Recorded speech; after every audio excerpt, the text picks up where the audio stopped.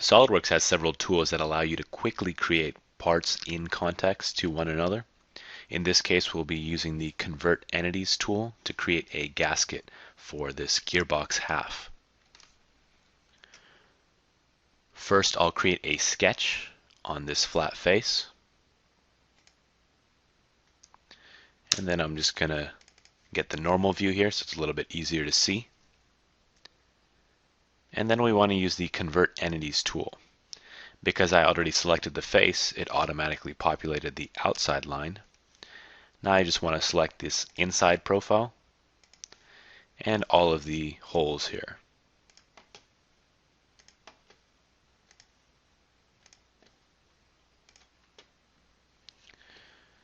And then I can click OK.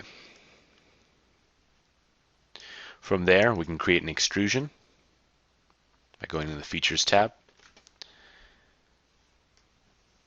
And we're going to create a gasket of 0.05 inches.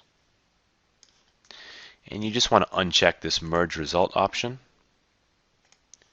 That way it'll create two separate bodies. And you can see the split between the two bodies there. And on the left in the Feature Manager design tree, you can also see that the Solid Bodies folder is now populated. And we'll show both geometries there. I'm going to create yet another gasket on top using a slightly different method. I'll go ahead and create a sketch on this face. Choose the outside line and say Convert Entities. And then we're going to go back in the Features tab and choose the Extruded Boss Base. And in this case, I'm going to choose the Thin Feature option. I want to flip the direction of the inside. And the thickness from one side to the other is 1/2 inch, so we'll increase that thin feature to 1/2 inch. And once again, uncheck the Merge Result. Keep the height at 0.05 inches. Click OK. And from there, we can add the holes in. I'm going to create another sketch on this face. And in order to be able to see the holes, I'm going to right-click on the top body there and choose to hide. From there, I can come into the Convert Entities, choose out all of the holes,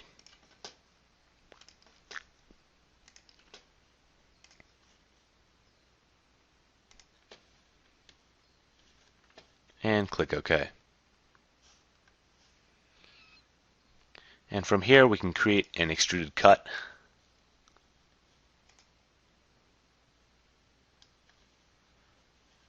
And we'll just choose a through all end condition.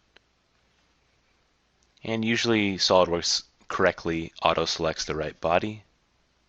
So we'll just click OK. Looks like it may not have selected the correct body here. We'll want to go ahead and come into the feature tree and show the solid body and choose that top body and click OK. And that'll only create the cut through that top gasket. From here, if we actually want to bring the gasket into its own part, you can right-click on either of these bodies, choose Insert into New Part,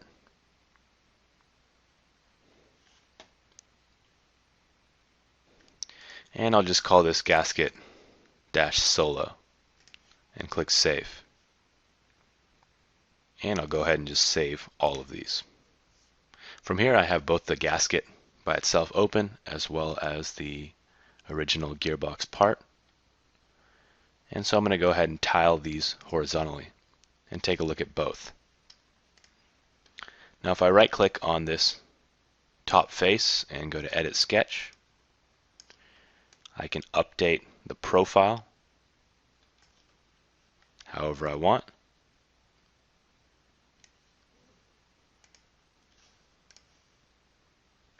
And then when I go back into the gasket part, it automatically updates. Lastly, if we want to remove the gasket's geometry from the part itself, instead of coming in and deleting out those features, you can come into the Solid Bodies folder, and choose to delete the body.